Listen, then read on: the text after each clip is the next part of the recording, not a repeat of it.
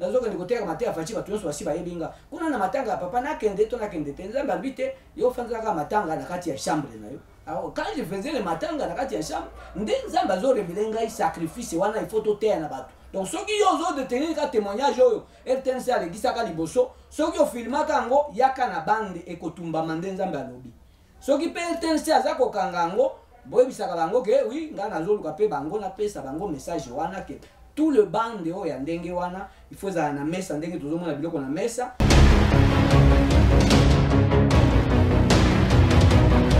Non,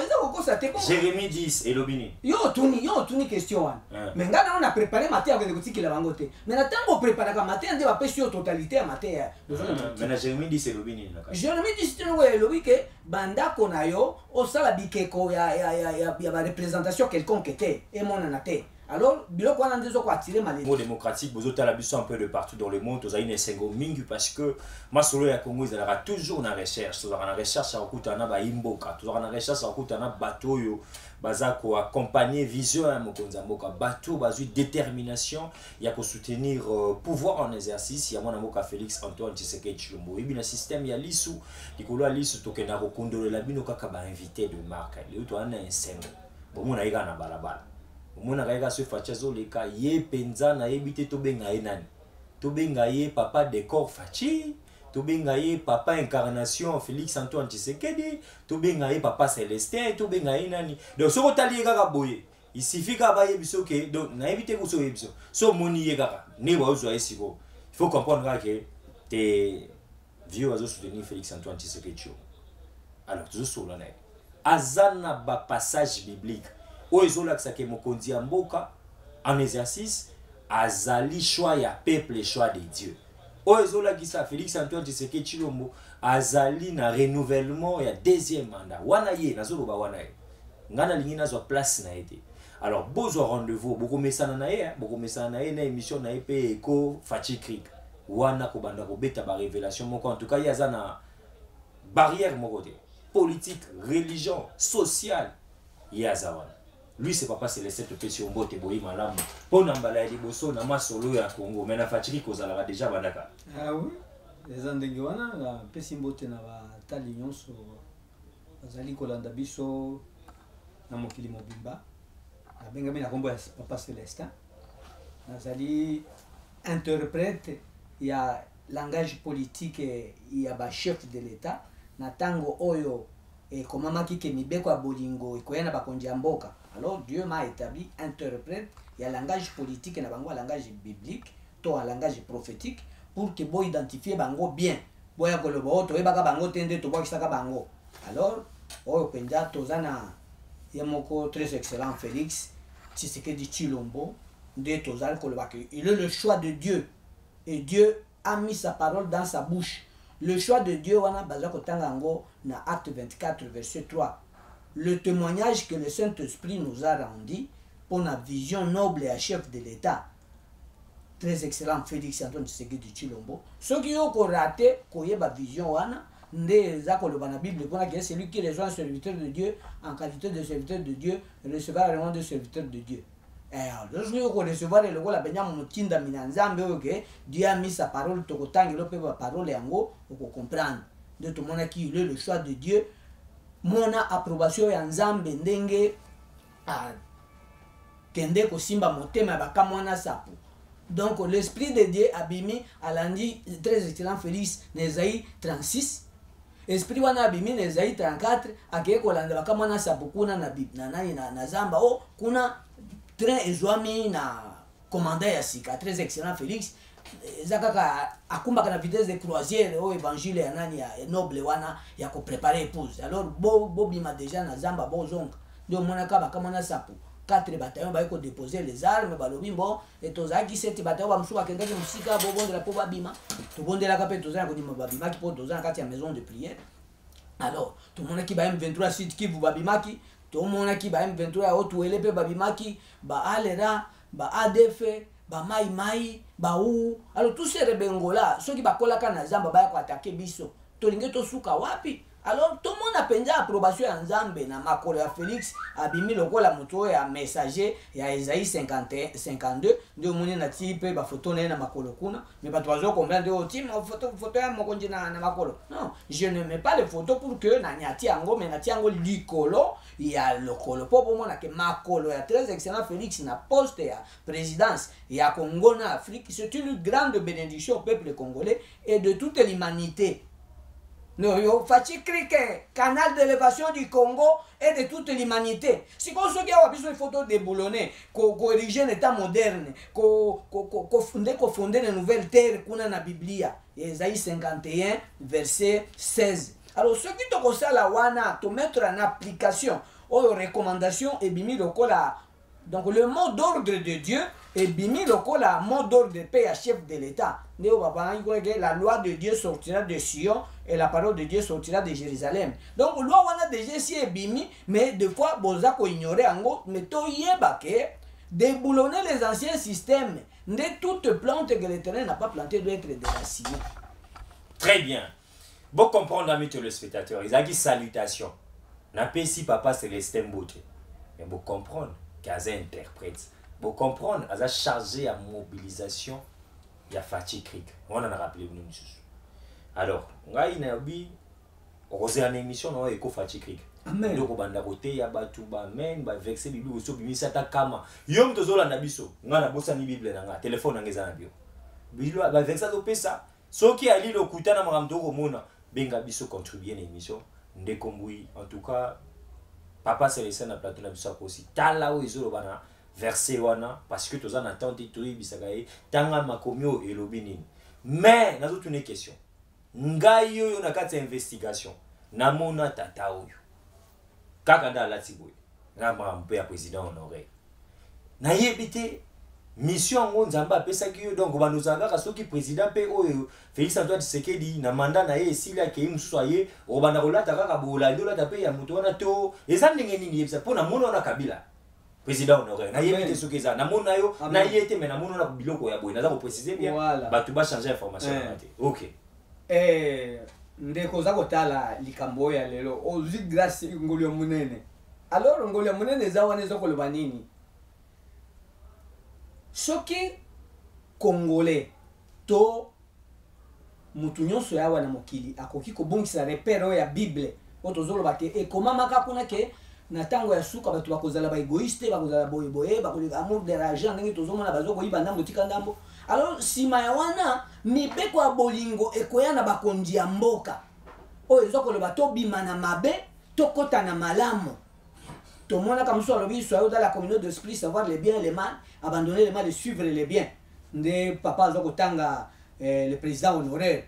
Mais natango zo meme la bana na eke onde le mal ya kotika. Onde le bien ya kolanda. Oh, koyeka na ba verset wate biso toza ba kaisala. Nana no bana bon. Mutu lo bana ngena kaka mutu azana nani na accueil ya nani ya wobenga ba protocole ya PPD. Alors lui-même le CG to combien la paye to 350 $ pour kwanda ko vulgariser message na ye. Bino ko senga nambo. Neti boyambinga na ba chaîne mususu il faut na futa. Mais ingana sengi ko bo pesa nga 350 $. Na lingina kota na ba chaîne moko na ça l'appelle radio sur place ya on zo benga radio communautaire. Ya côté na wenze sa fréquence alors ba maté nyonso eza ekoti na ba bluetooth na ba flash disk na ba mémoire yote ya batu ni yo po ite ozote ya liloba nzambe te yo za omosenga po liloba nzambe ayisa biso batekela biso te akomeli biko teka te yo ozosenga ba konza ba politique ba biso 350 pona loba na ba télévision bon oloba nini na pesa message ya nini nature nezanga message na bango ko bakembo bolandi par exemple Kabila lobi soyez dans la communauté d'esprit savoir le bien et le mal abandonner le mal et suivre le bien. Alors le mal azolo ba kotika nde oyo le bien kolanda nde oyo. Alors à ma grande surprise le bien kolando bande koloba nde yepe na Félix érigé un état modèle dans la paix, dans l'unité et la réconciliation. Na Félix Antoine Tshisekedi Tshilombo kenda ka malembe yo lobaka mingi ya o le zemi nda ko expliquer penya mutu so la ba siko to lobi pe ebele bato bakangi eloko te bana lingi oloba malembe bato ba kotala biso baza maele ebele koleka ngai na yo ta mususu amen ebele bazali sikoyo yebisa biso ba message oyo captivé par le président Félix ezali nini yango pe yo kokekoteya ba message pe motuna ya mibale awa poza oyina président Félix so sengi mbongo osokota pe CG Kabuya okuno lobaki osenga ipe na ngamba PPRD awa poko so mona CG Kabuya osenga mbongo awa non nakutani na CGT mais soki nakutana na CG nakoyebisa CG ke soki RTNC nakeye koloba ke Félix il est le choix de Dieu et Dieu a mis sa parole dans sa bouche eza émission lokola moko ya 20 minutes. Alors, ce qui il y a aussi des émissions, il y a Koloba Makambo à Félix, il y a comme grille journalière Mobimba. Il y a déboulonné one, les gens déboulonné boy, déboulonné boy, déboulonné boy, déboulonné boy. Donc, na sengi mbongo na sala radio communautaire na banda côté par exemple Wezemoko, ozana écran, ozana ordinateur, ozana maté à tongo tipo quoi, soit même pe ba nani ba disque dur on sous ya ba maté à école gratuit pour la création des emplois et bandi on a ba santé communautaire, il y a ba technologie, na ba esthétique, l'esthétique à cause de l'ange, la femme doit utiliser une marque d'autorité. Mais na tard de télévision ba sur espace, na mon kolozana 3 jours. Eko fatikrik obanote ya bato nini ya onazo tuna rote ya bato eloko nini bato ba rozala informer na moté à travers yo ba bozwango na émission bo pesinga nde ko découvrir te alors soki na ko biso mbo mboyo mutu olandaka yemoko mutu alataka munyero na lati lelo awa mutu alandaka asalaka munyero wana paix en son âme le défunt docteur Wamuluba le sacrifice qu'il a fait devant Dieu pour que l'autre donc la couronne que Dieu lui a réservée na musala au sacrifice à salaki abandé collier à la table de grand alors qu'on a une table de grand a eu message n'est bon on a une conviction la conviction c'est une voie intérieure qui nous dit que tel acte est bon ou mauvais molio musanto abimeli na angle que non oza ko barambango ba toi ta la TV la conviction c'est quoi la conviction ezali savoir que tel acte est bon ou mauvais, alors il y a Zoaki conviction que awa ndenge ozoli akana mesa na bakonji wana na Zoaki ndenge Etienne le défunt Etienne Tshisekedi. Donc le sacrifice qu'il a fait ndenge nazo expliquer ndenge atika ka kolia na table de grand atiki ba washawarma kuna ya ba o ta dengombe mutu euti na goma penje koti na congélateur na tango ba mubutu wana to yeba kibiso nyonso yango alors alobika ba bishi oyebi Etienne o ya Biblia kuna ya acte 8 ya zaka mo Kristo te nde yo zaka ndoi na yete siko ndenge ni yo bandi ko dia kana batu o ayo moko ozokanisa bango te alors yo yebisa pe baninga d'abord le peuple d'abord alors to dia ka pe na batu déboulonnement sans violence nde papa betaka 3 pas en arrière bolande na bambongo alingite bolande na ba mituka na banini oto ko peso ko ba proposition nyonso via tikalaka fidèle na likambo ba yebisaki ye sortez du milieu de ne touchez pas à l'air bien, je vais vous accueillir. Bazwa pe vie ba beta ye lokola ba beta ka bakanja, lokola ba beta ka Yesu Kristo. Pour que a changer kaka. Alors sacrifice on via de meraka. C'est lui wana yo zaki no interprète. Wana natango wana ye makambo wana ezo salama, wana nanu kutu ngana yebite. Nazaka na connaissance oyo lutima bande ko la kisaka na ba télévision ya RTNC wa. Mais natango jour ya matanga siko nazo tuna nzambe ngana bandiko lata fachibwe nazo kende koteka matea fachiba tuyonso basiba yebinga kuna na matanga papa na kende to na kende te nzambe ambite yo fanza ka matanga na kati ya chambre na yo alors quand je faisais le matanga na kati ya chambre nde nzambe azo révéler ngai sacrifice wana il faut to te na bato donc soki yo zo de tenir ka témoignage oyo RTNC alegisa ka liboso soki o filmaka ngo yaka na bande ekotumba mande nzambe alobi soki pe RTNC azako kangango boy bisaka bango ke oui nga nazoluka pe bango na pesa bango message wana ke tout le bande o ya ndenge wana il faut za na mesa ndenge tozomona biloko na mesa e kotumba malokola ba biloko ya kala wana. Très bien. Alors tozo kende muke ko sukisa na kati ya masolo na biso lelo yo bato bakoki ko retenir nini na pouvoir ya papa Félix Antoine Tshisekedi Tshilombo nini yo baza koloba na yo message nini ozali nango pona bokambi ya mboka ndenge mokonzi ya mboka aza na pouvoir. Nzambe soki nzambe asili kotia mutu na ye nzambe moko nde ezalaka na nsima ya donc biso tozolaka ke ta volonté soit faite donc na bokamambi ya mboka toza na koyeba kaka ke mboka ebonzamaki na maboko ya nzambe et que nzambe wana aza ko capable de défendre na nyonso ndenge alobi ke pour l'amour du Sion je ne mettrai point eza na Esaïe 62 alors pona bolingo ya Congo nzambe akopema te ndeko na ngai yeba kaka ke bolingo oyo nzambe azolinga ati na mission to nazobenga la noble vision ya chef de l'état pour préparer épouse était amakaka na bolingo o était amakana molimo santo olinga moninga ningo zo milinga yo moko o na kokaka te yango nde nazoyiba iba na bakese ya l'état to benga ka elimo santo po sans le Saint Esprit nous ne pouvons rien. Nos efforts sont inutiles et la ruine en nous ne s'en va que par le fait du Saint-Esprit. Ce qui est salami ndenge wana bate batunyon sur le modèle wana. Nde changement de mentalité, nde victoire ya elonga penja wana tokimisi lukuta na ba pour parler ba intoxication ya ba jeune na ba homme politique wana eko katana il faut te yango 100 jours penja. Oyo le temps que Paul a prêché librement dans la synagogue acte 19. Boté ya oyo la badale. Ngai nazana ba disciple o bakokota pe na likambo ngo ke oui yo zana ba disciple nzambe akotinda ba disciple penja ke oui ba disciple pour le changement to continue terrain de mitende ya kingasani timika au 100 jours même moral o yoki na ba témoignage no se kufisala mala wenze pe to continue il envoie sa parole le guéri les ba retraite du tonnerre on azo benga o le ko 17 maboma 7 plein incurable 7 paralysie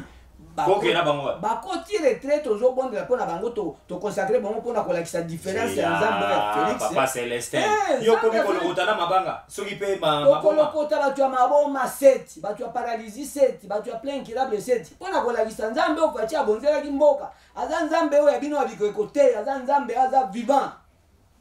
très bien tokobondela bino te alors guérison par mipiko ordonnance par décret. Oyebi na mboka na biso a otobandaki na opération Sukola ville province ya Kinshasa l'état comment kozwa bata maboma to balingi komona bango lisusu te misu bakoma kozwa bango kokeba wana nazo senga kutu bango kutu kopesa ngana occasion to encadrer bato ya maboma bazomona wala uzosala uzo yo senga l'état oza na église oza na centre d'information ou d'encadrement ngai nazwi kaka mission ke ndo kutana na mutu nyonso aza na mutu na ya liboma soki akozwa. Donc ils allaient d'abord kende na l'état et puis ndena kenda na l'église. OK na l'état kimbo nzambe azo préparer pour la différence penja ke awa toujours sala nzambe solo. Yo sala nzambe solo. Nzambe solo oui. Papa Céleste. Tika la politique au missionnaire penja donc awa penja ce que le messager de 2000 jours. C'est l'homme qui vous parle. Alors, batu ba otala biso. TV za radio. Gloire ya ba minde. TV za radio te. Nini yo lobaki na régime ya ndeko na biso Joseph Kabila Kabange nini yo lobaki comme message oza messager oza pe interprète o lobaki pe kokisama te feza radio te bato zola na biso ba service habilité zotala biso oyo yo lobaki na régime passé comme un bon messager un interprète et kokisama ki yebisa biso nako misinza be po tuninga question wana soki oyebisi batuke bon nzambe alobi réformez vos voies et vos œuvres bima na comportement oyo zwande comportement oyo et que moto ayebi yo que non ngana zaka isala ndalandaka ba verset te et que yo demere kaka wana alors nakanisi soki achangeaki te eza likambo na ye mais natikali koyebisa bango que Dieu n'a jamais échoué mais son armée peut échouer s'il n'a pas combattu selon les règles données. Les règles données des alaki maté oyo ya kote manambuli musantu nde sali pe osali base ya monene penza bisika nyonso zali mutu nyonso pe ayebi ke oui renge ya nzambe siko ya akopanguza mutu nyonso pinzoni akochange malédiction comme bénédiction condamnation nyonso ekwe amen akie mutu nyonso pe a vivre yango jusque là où yanoli na mutu na ngate alors soki jusque là où yanoli na mutu na ngate to bakosatendre penza ke restauration nzambe akosala et kozala oh nano asi asala na mokili te mais kozala des choses dont l'œil n'a point vu des choses dont l'oreille n'a point entendu donc nzambe akalkile kosala makambo ya minene na oyo tozokende na atterrissage ya mandat ya Félix donc soki ozokoyeba ke o Congo ekobonga te Congo tozobongisa yango na inane ya pamba tokimisi nzala na Congo donc $1 chaque mondimi ya catholique $1 chaque mondimi ya kimangiste tous les 8 confessions religieuses soki ekosala mandenge wana na 4 semaines ya pamba bao bakokisi $350,000 bakute na baconseil juridique na bango bakute na baconseil juridique na biso bana moko tobendi mbongo yango pe toke kosumba ba matériel 3-4 mois tobongisi ba masuwa ebandi koya ko monter mbisi ebandi ko bima ba cantine populaire ya ba église efungwami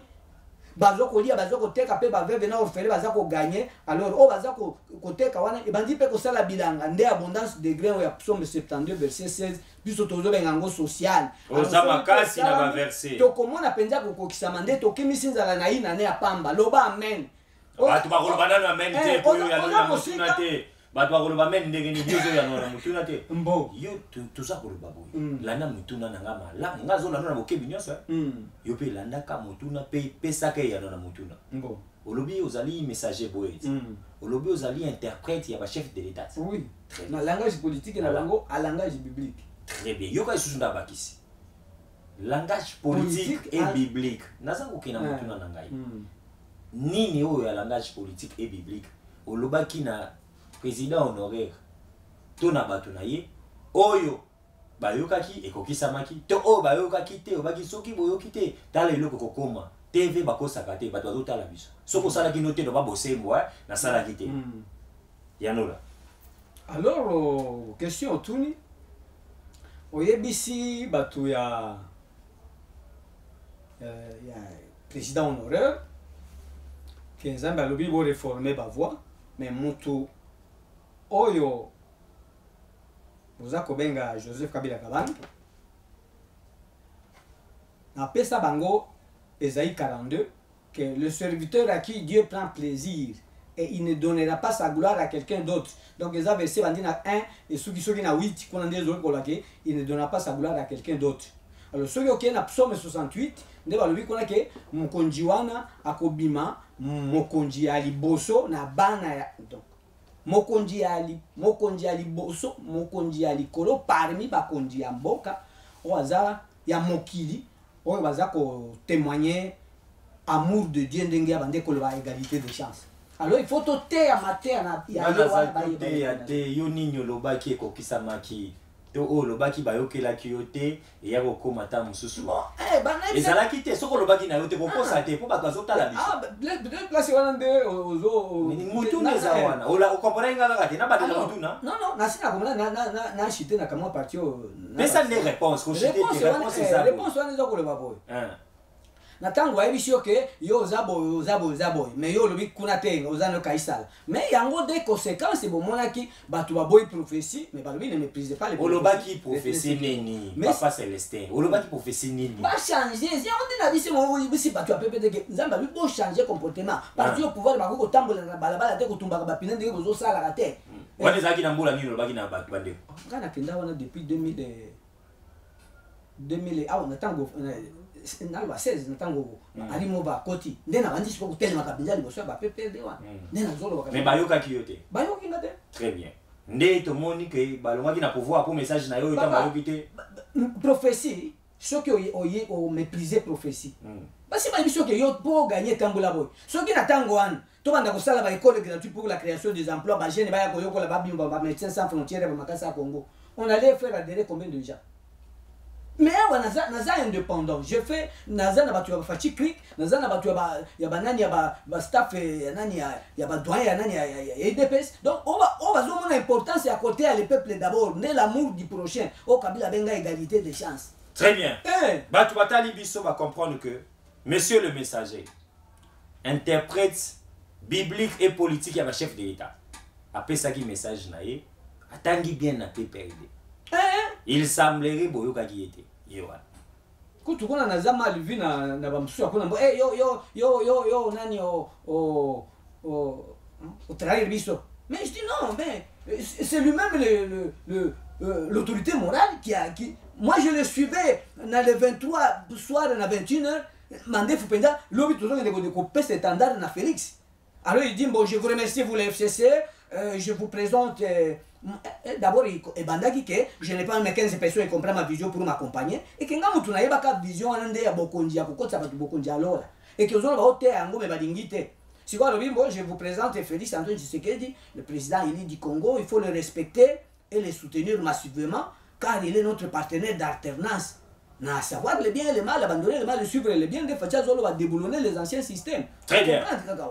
nandenge ya pouvoir ya président en exercice Félix Antoine Tshisekedi aussi au PC message to prophétie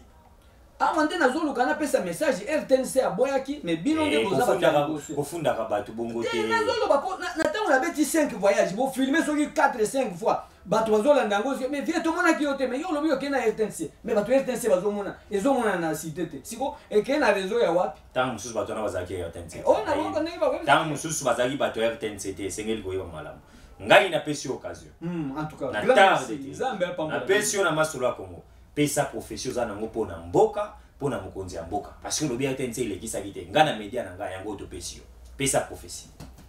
apesa prophétie awa kaka pour l'amour du Congo nzambe akolemba te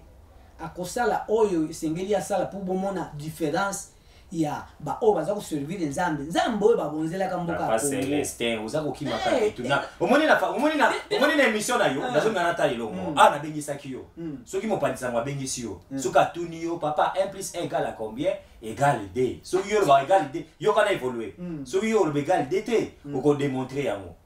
ozolanda na bengiso na émission papa nani Celestin na prophétie à Congo soki ezati nga na forcer te soki ezati obité nzamba pesa na message déjà béni donc on ndé besoin exécuter ko ça là nzamba zolinga to nga nazo tuno pona ni olobi ya malamu batalandi yo fundi batape perde ya ozaki na message olobaki batika soki batika ni mabe voilà réformer vos voix et réformer Jérémie wana boza koyoka prophète messager mtazoloba nga nazo tuna et je ne te pas seul s'il vous plaît il y avait plus de 20 messagers qui sont passés bayamba bango nga ce que na angle wana moni ko ba na batape perde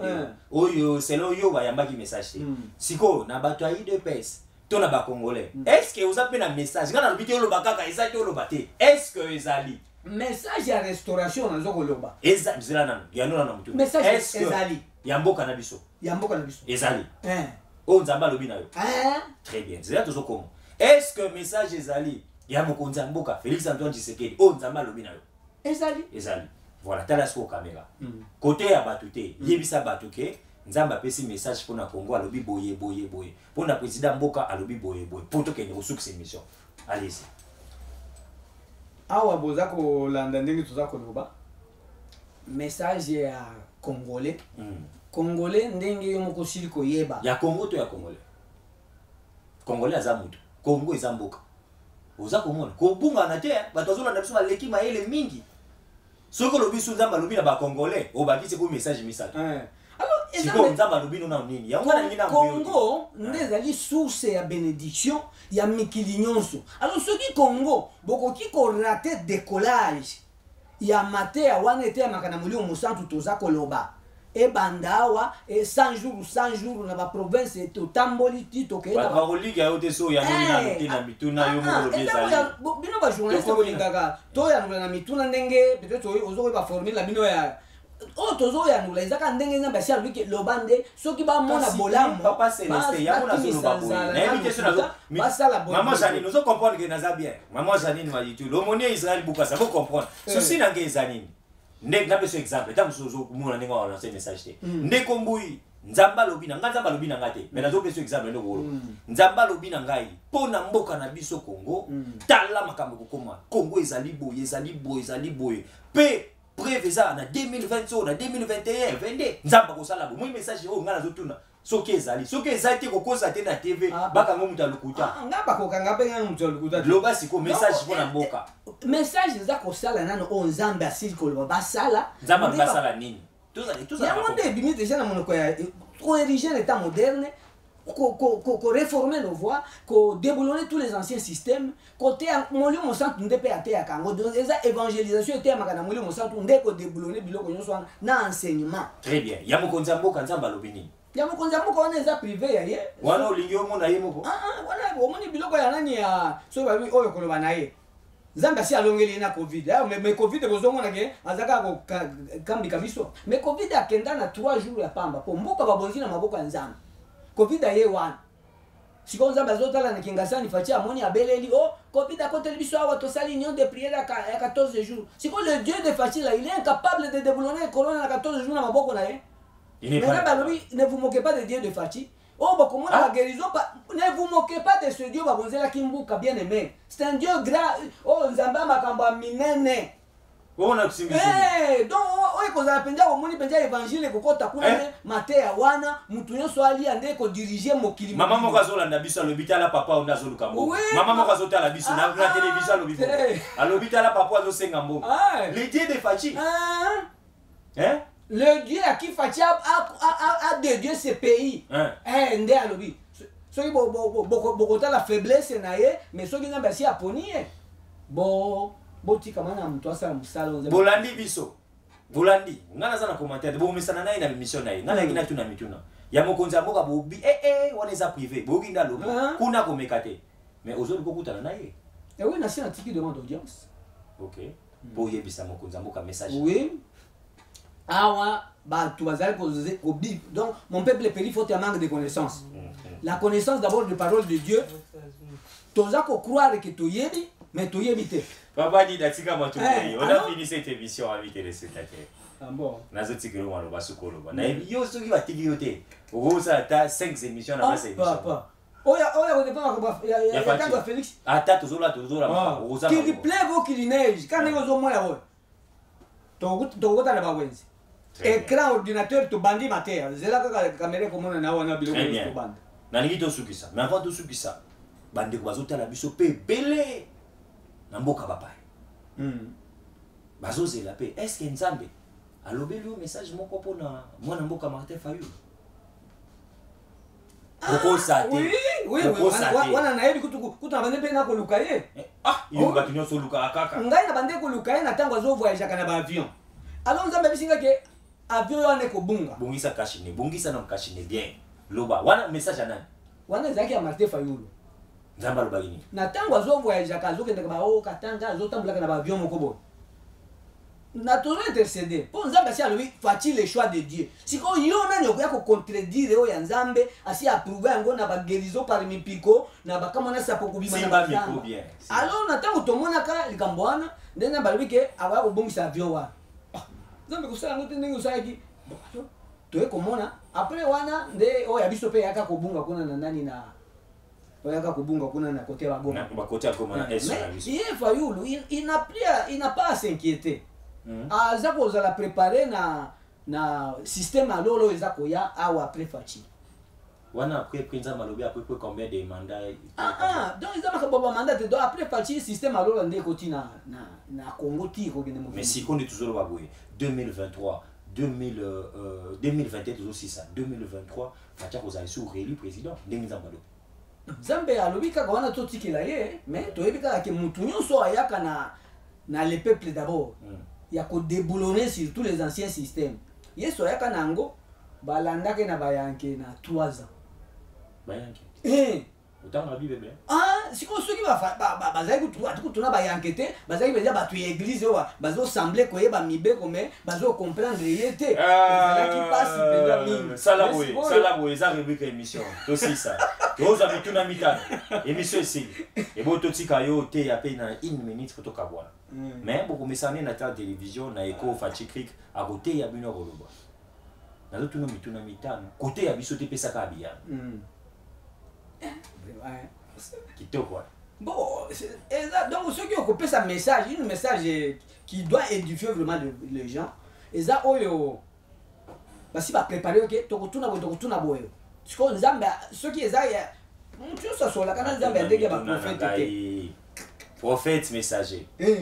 bato azotala biso bazoloba mingi déboulonner le système papa ceux qui ont déboulonner to ko talola te tika mutuna na tuna depuis au moni mokonzi ya mboka si aye na pouvoir na ye ba système nini eza déboulonné côté ya biso te pesa biso ka système ya boya eza déboulonné ba système nini eza déboulonné OK ba système eza déboulonné depuis mokonzi ya mboka il y a pesi modo na été ça pas micro bien il y a pesi modo na été alors ce qui to moni déjà ndenge moto amonaki kaka ke lokola asi akomi na la ake ko sala école na ye alela ka batu balale ka ndenge wa mais natango Félix alobi la gratuité d'enseignement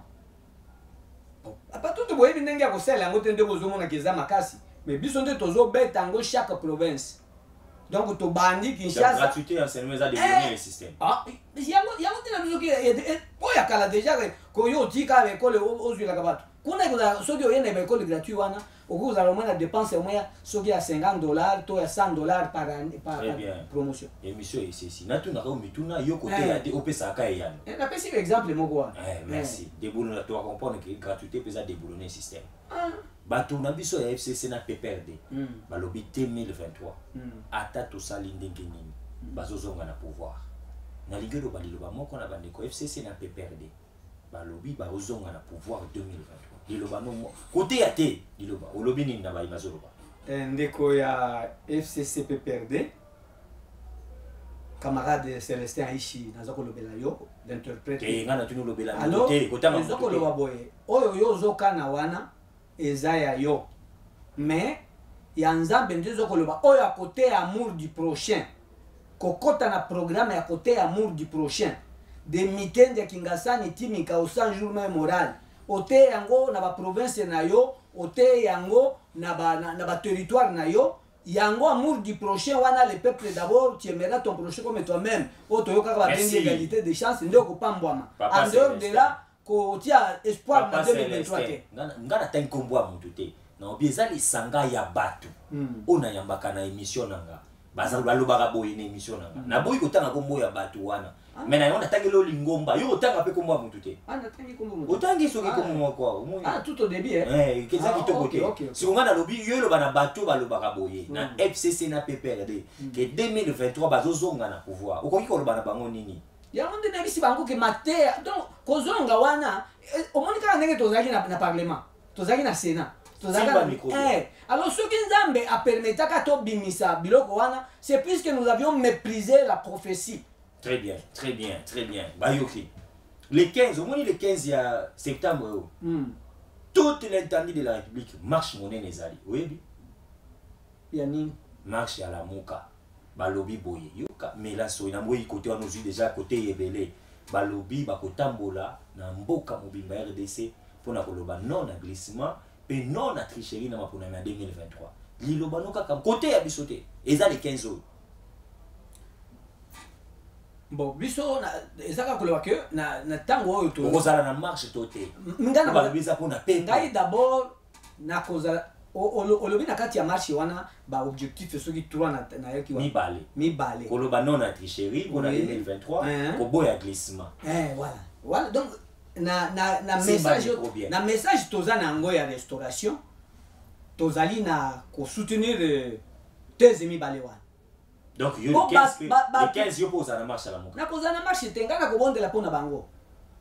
Donc faites des complets seront anéantis. Donnons des ordres seront sans effet. Ce que za ko tambola ka konde kutumba babala ndenge to mona ka ba marche ndenge démocratie esi ko autoriser biso. Très bien. Motuna suka poto tikelo maloba ya suka. Très bien. Ezali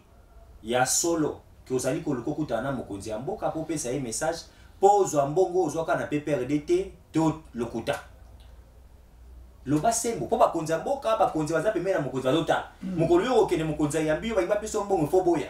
Oloba te ngana eka opesa message. Soki olobi kaka